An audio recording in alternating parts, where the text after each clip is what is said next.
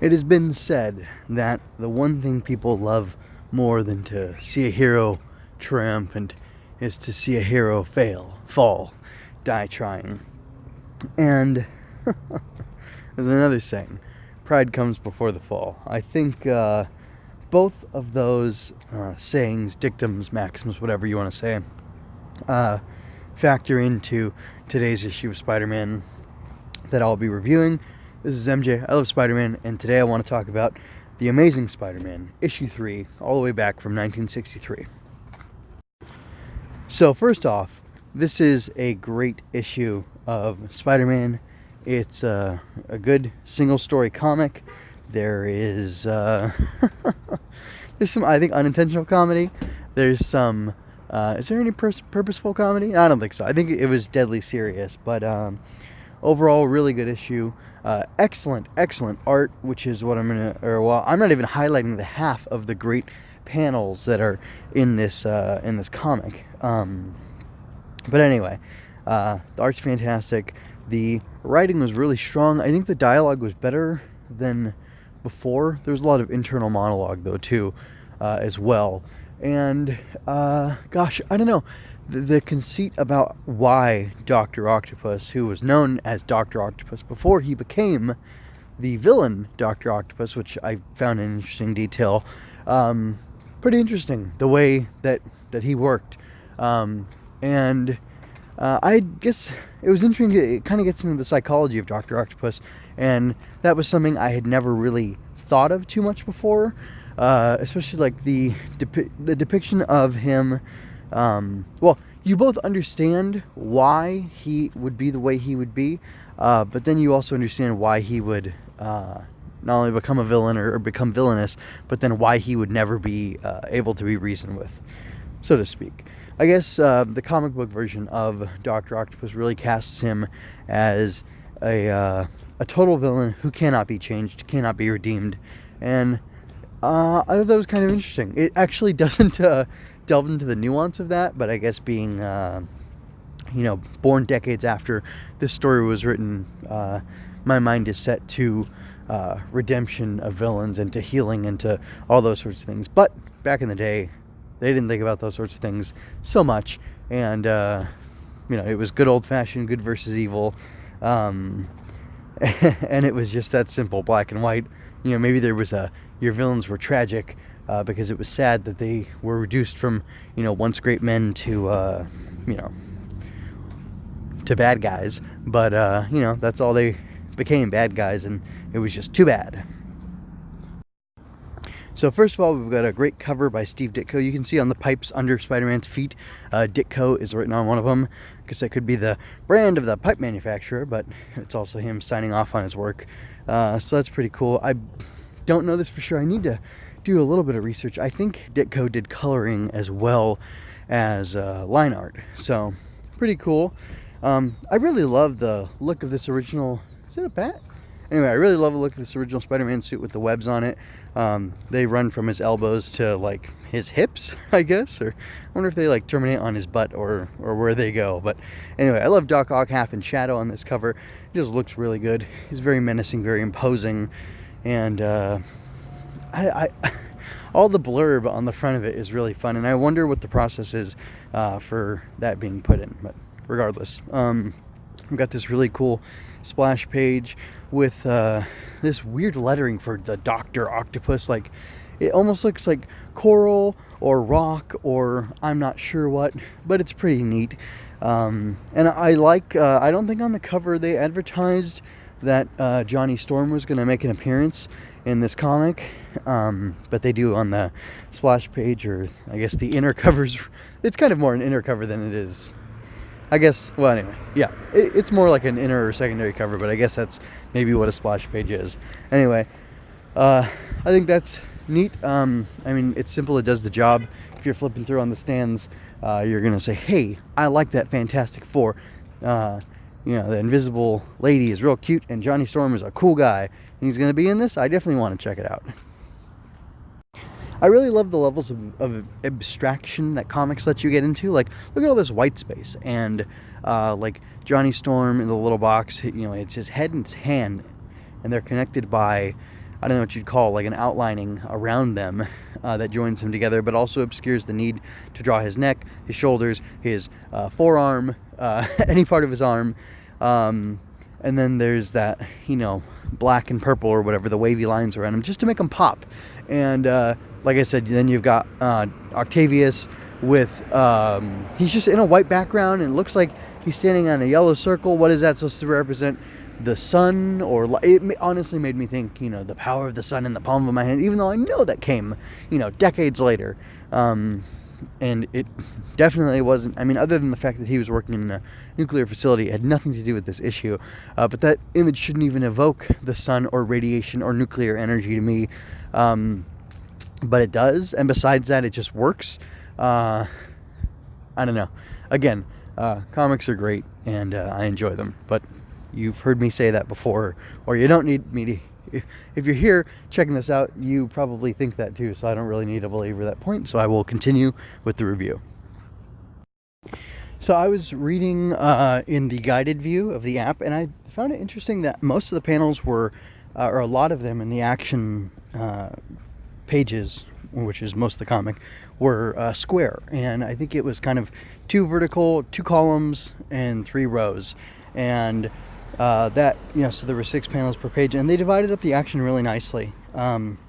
There's this great intimidating Doc Ock coming. He's all shadowed against a bright yellow background, and even the hallway that he's coming down is half in shadow, and his tentacles are coming out, protruding through, and they're not, they don't have shadow. They're lit, I guess you could say. And he's, I guess he's just looking for Spider-Man, or I don't even know what he's doing at this point in the comic, but it's all part of him, seeking to, proclaim himself as the most powerful man in the world. And I don't know, it's just interesting, this hubris and this ego that he has, that pushes him towards the villainy. And I just love how effectively menacing he looks and gets to be throughout the story, because he does do some serious damage. And then we've got great stuff like, I didn't grab an image of this, but Spider-Man uses the technique where he slingshots himself again with his webs, pulling against 2 things, except he uses trees to hop over the fence to get into this nuclear facility where Doc Ock is, and then he's, he just scales the wall and searches for him. But I really like the image that we get, because it's from above, and, the perspective's, decent. It's not 100%, I'd probably give it like a 90, but just Spider-Man looks so cool climbing up the wall, the webs running, down his arms. Actually, those are kind of off when I look at it closely, but it looks cool overall. The effect of the image is very cool. You can feel the motion.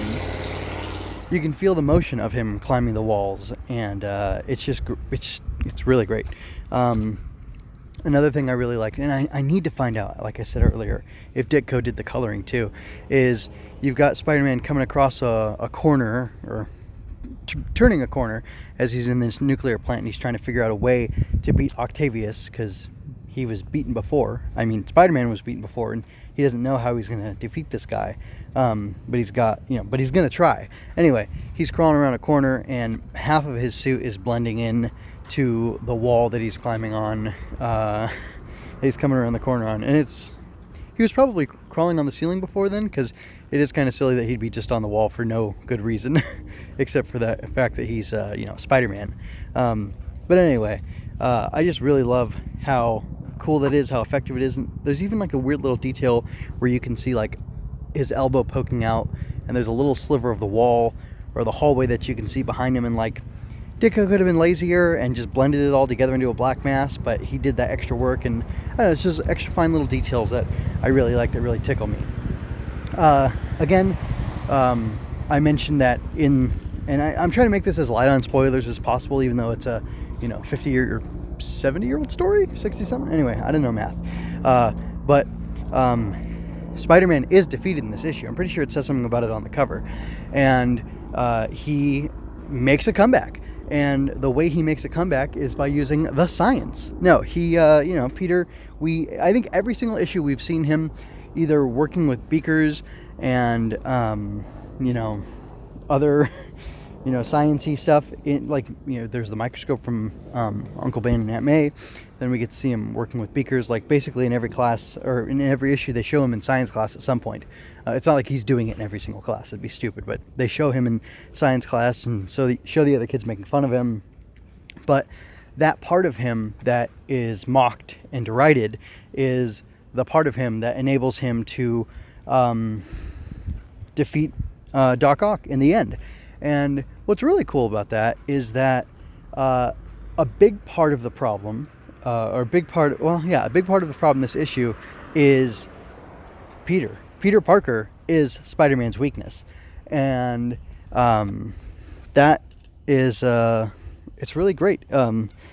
It's fun. I mentioned in the last review that I was surprised that, he was flush with cash. He paid the rent for like a whole year. And it seemed weird to me that by the end of the issue, Spider-Man or Peter Parker had no issues.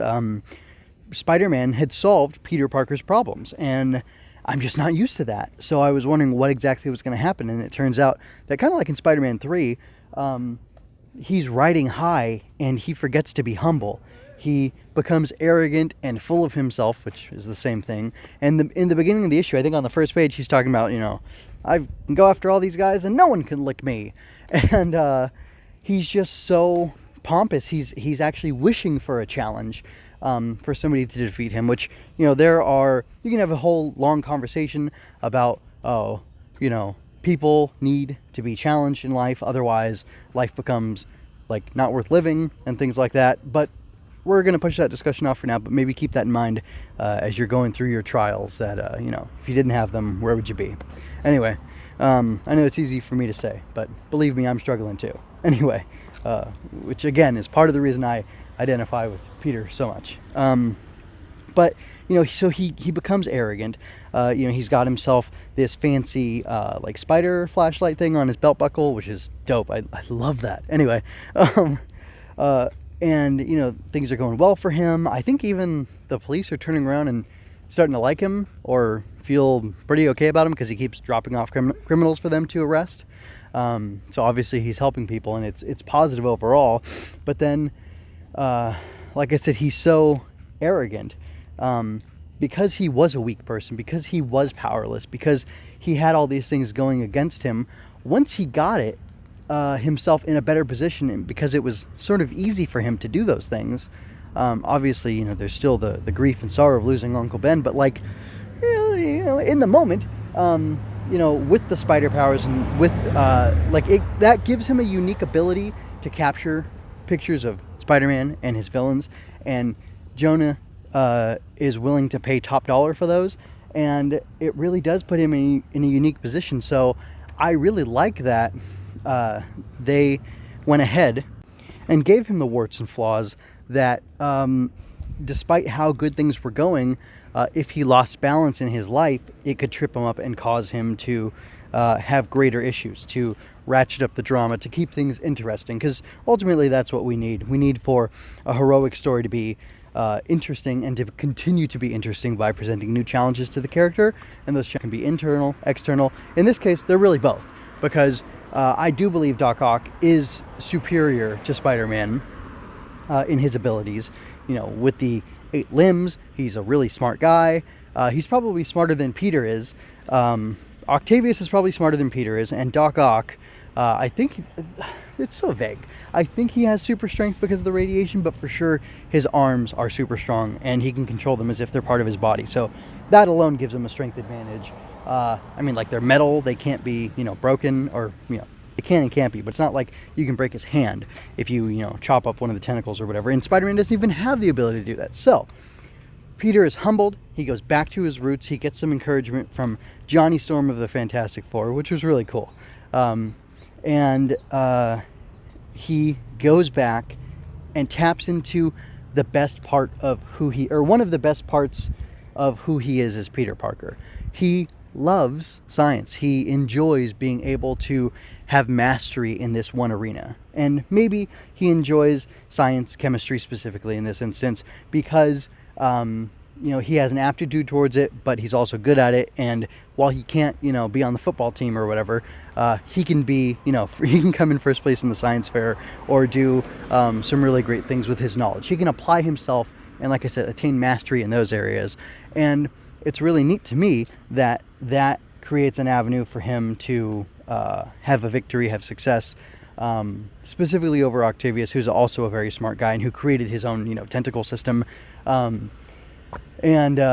Anyway, it's just super, super neat. I really like that he, like I said, was humbled, went back to his roots, and then was able to use the better, more pure parts of himself to solve a problem that the worse, greedy, selfish, arrogant parts of himself kind of created. Now, had he been humble, had he not been wishing for things like a challenge, and Doc Ock had had shown up, would he have still been defeated?